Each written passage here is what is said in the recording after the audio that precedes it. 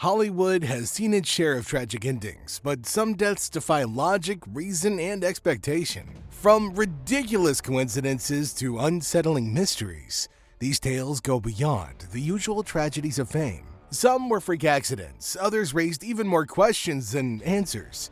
One thing is certain, these actors' final moments were as bizarre as they were heartbreaking. Here are 12 of the strangest Hollywood deaths. First on the list is Heath Ledger, whose death hit like a slap to the face.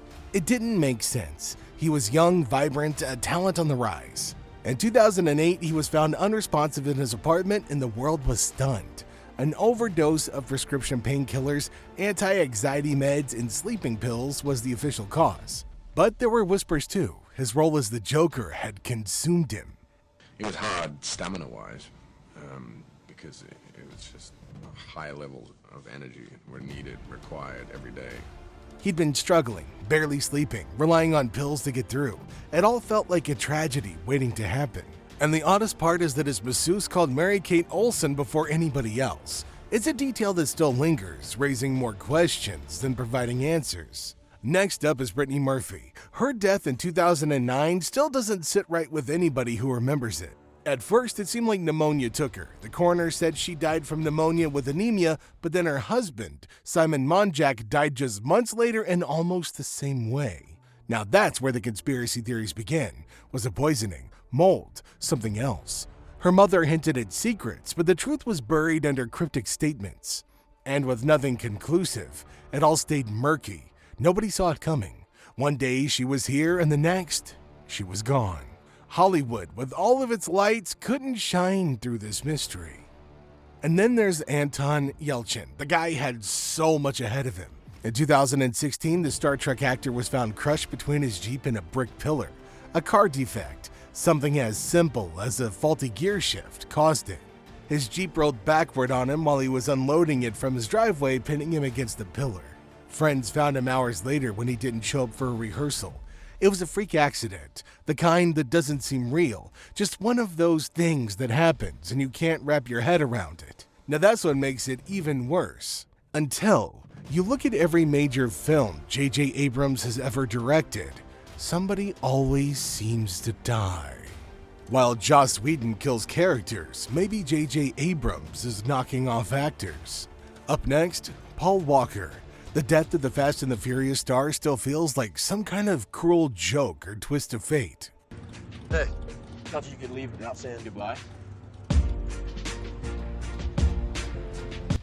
He was known for promoting safe driving, and then in 2013, he died in a high-speed crash. His Porsche Carrera GT spun out of control, hit a tree, and burst into flames.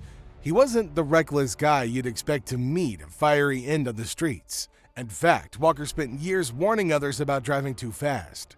The tragic irony? He became the very thing he cautioned against. He was only 40, and the loss felt unnecessary. Hollywood had lost somebody who, in a sense, had just gotten started. Now let's focus on Misty Upham. Her death is one of those stories that doesn't make sense no matter how you look at it.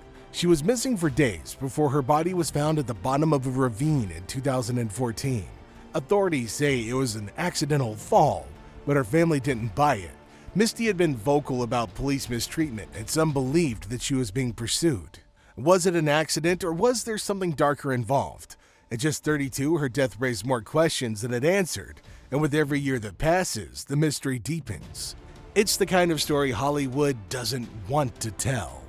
And then there's Richard Jeni, the mask actor who was also a stand-up comedian. Today's product in the spotlight. And here it is, Clam-Mato juice. Clam and tomato mixed together, and you drink it. And notice that I say, you fucking drink it. Jeni took his life in 2007 with a self-inflicted gunshot wound.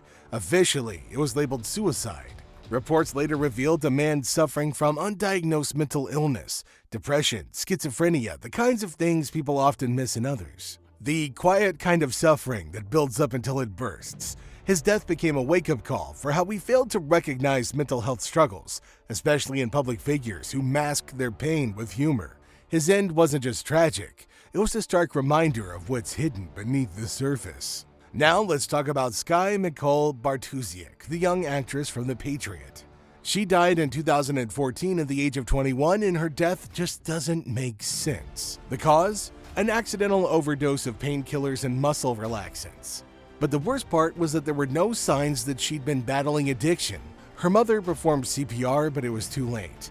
There was something particularly jarring about her death because she hadn't been the typical starlet with a long history of substance abuse. It felt like one of those out-of-nowhere tragedies, a life cut short without warning. Hollywood? Oh, it can handle scandals, but this was something else entirely. Up next is Brad Renfro. The star of The Client was only 25 when he passed away from a heroin overdose in 2008. Renfro had spent years fighting addiction, trying to recover, and was even preparing for a comeback. But just as he was turning things around, his story became another tragic tale of lost potential. Hollywood chews up and spits out many young stars, but Renfro's death felt especially sad because he had so much more to give. His overdose wasn't just a personal failure, it was the dark side of fame, the part nobody ever talks about until it's too late. This is gonna sound silly, man, but or actually it's not. I would tell him, to stay the hell away from the party scene. Which brings us to Robin Williams. His death in 2014 shocked the world, but it was more than just the passing of a beloved actor. At first, it seemed like another case of depression taking its toll. But when the autopsy came back, the true horror was revealed. Williams had been battling Lewy body dementia. This brutal disease twists reality, warps memory, and steals your sense of self. His laughter, his quick wit, all of it had been a mask for something far worse.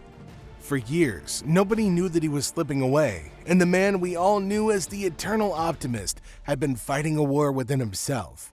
His death wasn't just tragic, it was heartbreaking. And then we've got Taylor Negron, the actor best known for his roles in Fast Times at Ridgemont High and The Last Boy Scout, died of a rare form of cancer in 2015. What made it even stranger was how secretive he'd been about his illness. Diagnosed just months before, he kept it private, only revealing the truth to close friends and family. When he passed, fans were blindsided. Cancer's one thing, but to lose somebody like him so suddenly just felt wrong. His death wasn't just another star fading, it was someone we never saw coming. His comedic talent was unparalleled, a true master of humor and timing. I perform stand-up. I am a committed stand-up comedian. Now that Robin's gone, now that Joan is gone, I gotta pick up the slack. Next on our list is Sawyer Sweeten. The Everybody Loves Raymond actor was only 19 when he took his own life in 2015. His family had no idea. There were no signs, no warnings. Just days before, he'd been with them laughing, joking, looking like any other teenager. And then, out of nowhere, he was gone. His passing served as a harsh reminder of how well we can hide our struggles, especially in a world where fame doesn't shield you from your demons. It's easy to forget that these young stars, so often seen as perfect, are just as vulnerable as everybody else. Finally, we have Sam Sarpong, the British-American actor and MTV host, died by suicide jumping from a bridge in Pasadena in 2015. But the strangest part wasn't just the jump, it was the 7 hours he spent talking to police negotiators before he made his decision. He showed no outward signs of distress, no signs of struggle. He spent hours with them, talking, trying to work things out. But in the end, he still jumped. Friends and family couldn't understand it. For those who knew him, it didn't add up. It was as if the guy they thought they knew had slipped away in the most tragic way. Each death leaves a lingering question. What darker truths are still waiting to be uncovered behind all of these celebrity tragedies?